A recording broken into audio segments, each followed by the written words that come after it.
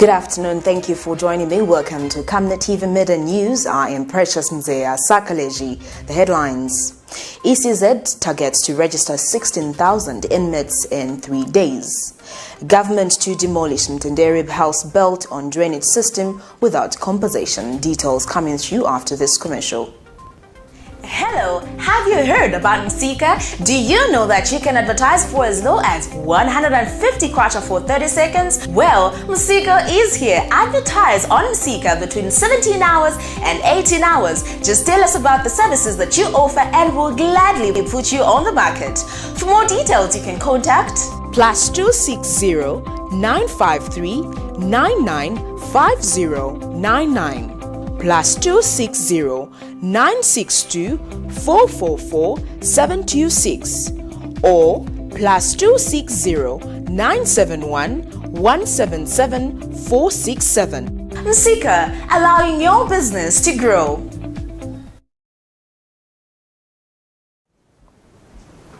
And now the media news in detail.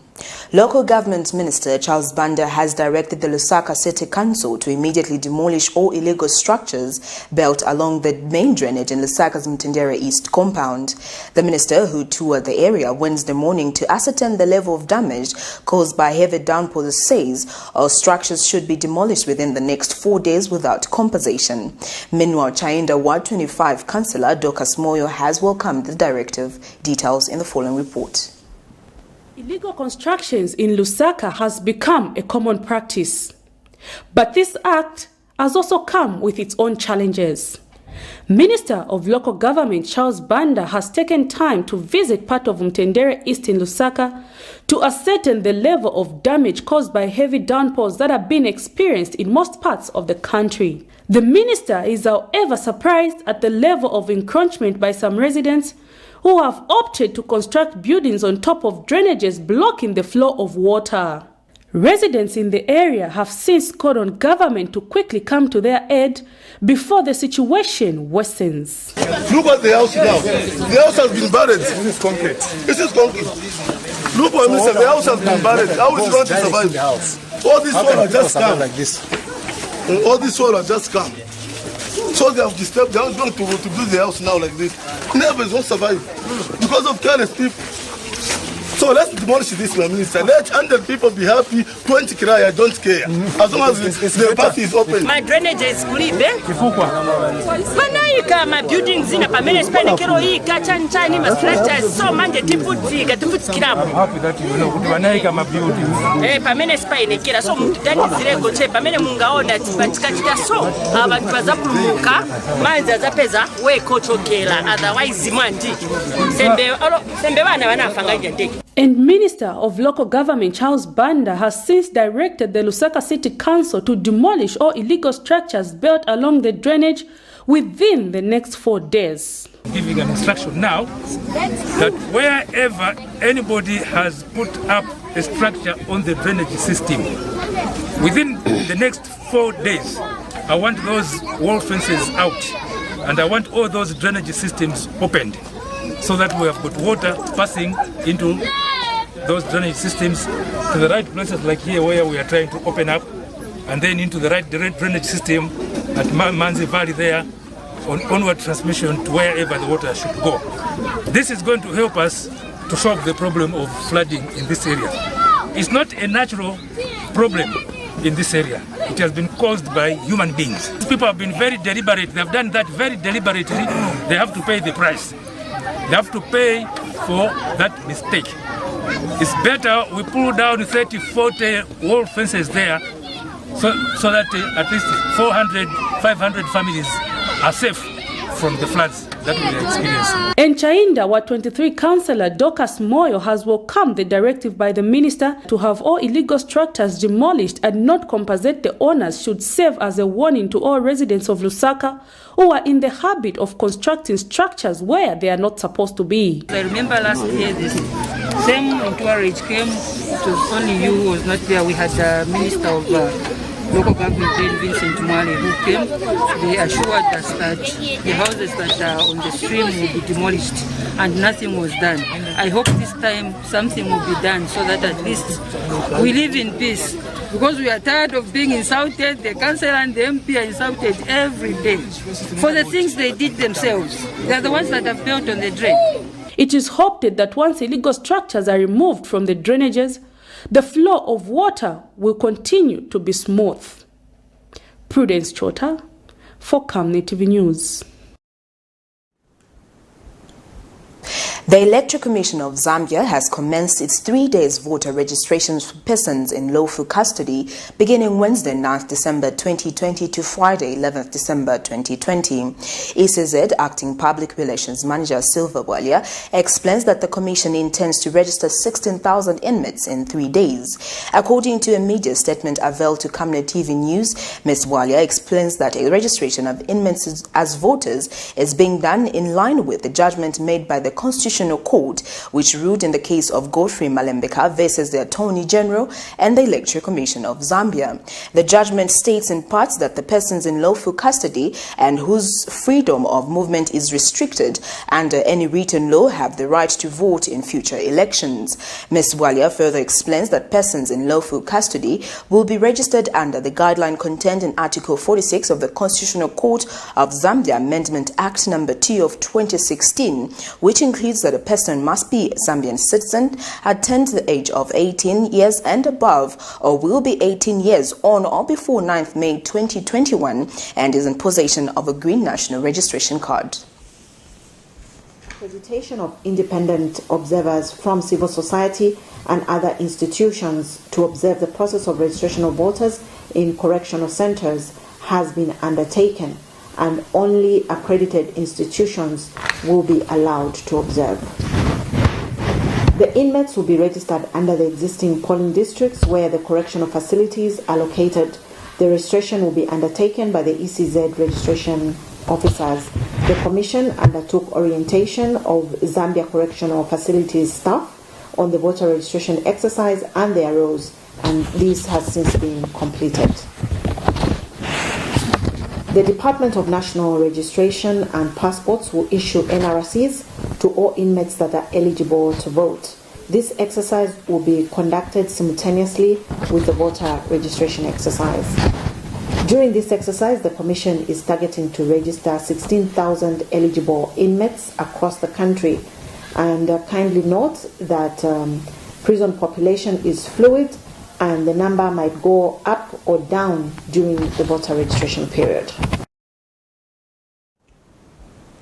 In other news, Secondary School Teachers Union of Zambia Zesta's General Secretary Wamuyua Sitibekiso has called for the strengthening of guidance and counseling department in schools as a means of ending gender-based violence and related vices among both teachers and pupils. Speaking when he officially opened an in-house workshop for Zestas in observance of 16 days activism against gender-based violence, Mr. Sitibekiso says schools play an important role in tracking the behavior of pupils, which can be complemented with guidance and counseling department. The Zesta's Chief Executive Officer has since urged the participants to take the fight against GBV personnel, adding that on one way or the other, each one is affected. The Secondary School Teachers Union of Zambia, SESTUS, like many other organizations, have made their stance clear towards the fight against gender-based violence, urging its members to take the fight personal if it has to be won. Union General Secretary Sitibekiso Wamuyua says the union is not spared from the scourge of gender-based violence, hence the need to be proactive and prevent such vices. He says the country is experiencing many forms of violence which need concerted efforts to overcome, hence the union organizing a workshop for its members to build capacity on matters relating to gender-based violence. The meeting was being facilitated by the Zambia Police. We are going to participate even after the 16 days of activism come to an end, to ensure that we do not only eliminate gender-based violence, but we eliminate violence at large. The moment we leave any form of violence thriving, that which we have tried to eliminate will find its way through and it will come back. It is for this reason that as a union, we are trying to sensitize ourselves not only to sensitize ourselves, but to participate actively, because sensitization is not enough. And Mr. Wamoyowa is calling for the strengthening of the guidance and counseling officers in schools, which he hopes will help reduce the cases of gender-based violence among the teachers and pupils. Guidance and counseling department needs to be strengthened. You strengthen that by ensuring that we employ qualified, trained people to deal with such matters. When you have highly qualified, trained people running these departments of guidance and counseling, they will be able to give us any warnings, because sometimes prevention is better than cure. We need early warning systems to be able to detect that some form of violence might occur in our schools, in our communities. Speaking on the sidelines of the workshop, the Zambia Police National Gender Coordinator Lloyd Mushauko says the police take matters of gender-based violence seriously in line with their mandate of protecting life and property. We want to make sure that the gender-based violence is eradicated in our country.